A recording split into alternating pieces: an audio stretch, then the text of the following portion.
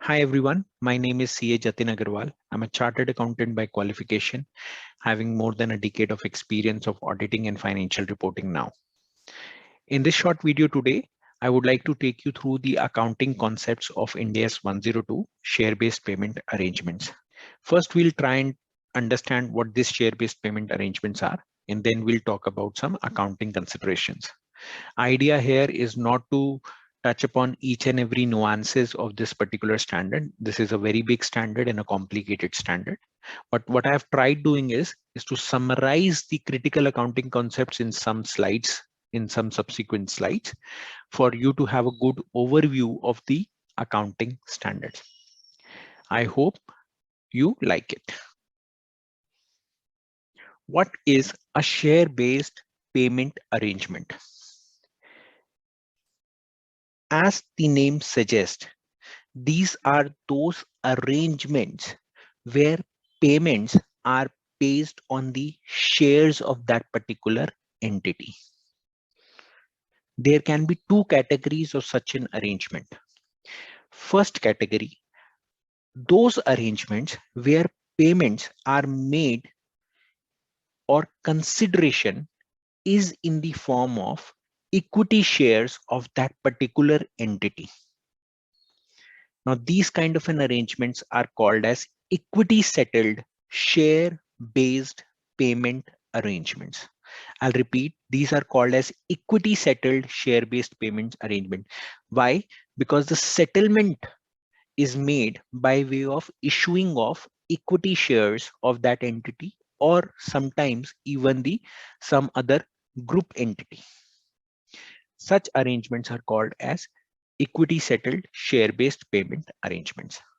Second category of arrangements are those arrangements where payment is made in the form of cash only, but the amount of cash that is to be paid is determined based on the equity prices of that entity or some other entity within the group. In the second category, actual settlement is done by way of cash only, but the amount of cash is based out of the share prices of that particular entity or a group entity. That is why considering that the actual settlement is done by way of a cash, there is a cash outflow which an entity will have to make to settle this arrangement. These arrangements are called as cash settled share based payment arrangements. Very broad difference between the two arrangement is in first category, which is equity settled share based payment arrangements, there is no cash outflow. The only thing that is supposed to be paid by an entity is issue of equity shares. Generally, these equity shares are non-voting shares. That is only a piece of paper given to an employee or some other party to whomsoever this arrangement entity is entering into. In the second category, there is an actual cash outflow that takes place, right? So two category of arrangements we have talked about. There is another category which is called as a mixed category. Sometimes there are arrangements where part payment is made by way of issuing of equity shares of an entity, and part payment is made by way of issuing of cash by actual distribution of cash. Let's look at the accounting consideration now.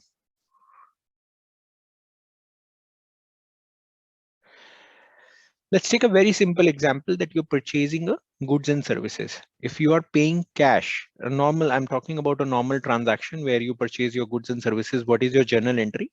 Your simple journal entry is expense account debited to trade payables, or if in case this is a capex item, then property, plant and equipment or a fixed assets account debited to trade payable.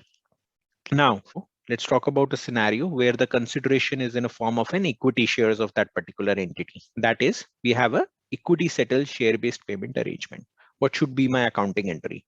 My accounting entry would be my expense or a PPE account debit to equity. Now, if you note over here, your expense and PPE, your debit side remains the same, right? The only difference is instead of showing this as a trade payable where you are paying cash, you are recognizing now equity. In case it is a cash settled share-based payment arrangement, that is the value of cash that is to be given is linked to the share prices of that particular entity, then my accounting entry will be my expense or PPE account debit to liability. In case of equity settled share-based payment arrangement, the amount by which this accounting entry will be passed will be the fair value of goods and services that is received. In case of cash settled share-based payment arrangement, it is going to be the fair value of the liability. Now, let's discuss about if an employee is providing the services to an entity. Okay. Now, normally what my accounting entry, journal entry would be employee cost or payroll cost account debit to salary payable to the employee. But we are not talking about a normal scenario. We would like to understand what is the accounting when it comes to equity settled share-based payment arrangement. That is, an employee is issued ESOPs against his services. Then my accounting entry will be employee expense account debit to equity.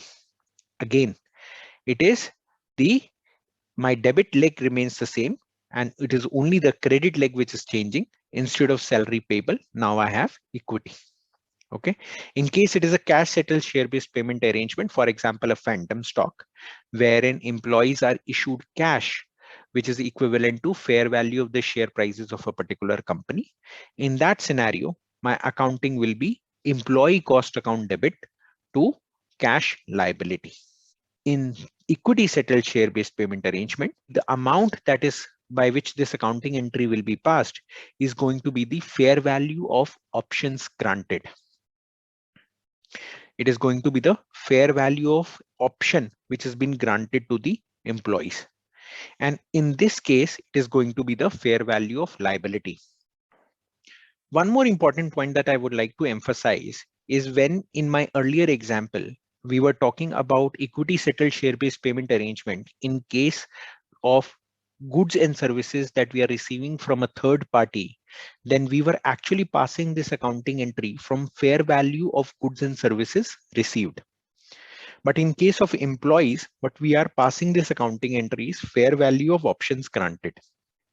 We are not measuring this based on the fair value of goods or services received, but we are measuring this transaction based on fair value of this option which is given to the employees. Why is this? Because it is very difficult, or it is probably not possible for you to measure the fair value of services which are given by an employee to an entity. And that is why the standard specifically says that in case of an employees, you need to measure this, you need to account for this transaction based on the fair value of options given. That is on the basis on the credit side of this entry and not on the basis of debit side of this entry.